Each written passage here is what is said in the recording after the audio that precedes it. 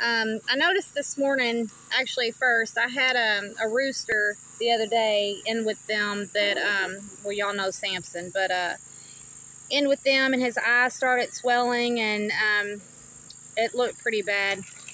Anyway, I treated him for a few days so far for a respiratory infection because he had kind of a snotty nose as well, sounded a little congested through his nose.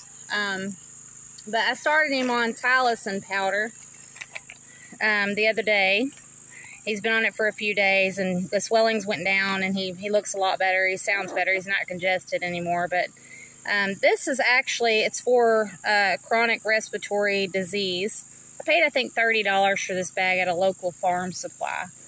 But you do 1 teaspoon in a gallon of water for 7 days. Even if the symptoms, are gone, you still want to finish the treatment. It's like any other antibiotics.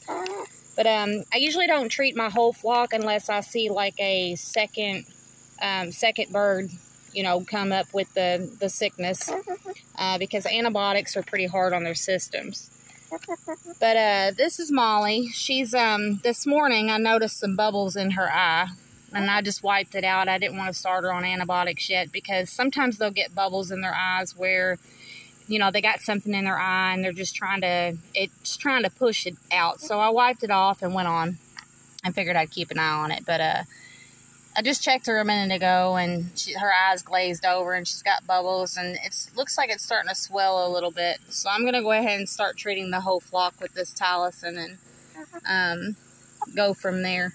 But it'll clear it up. It'll just be a day or two. I'll just monitor, make sure she don't get too bad where she needs to be separated.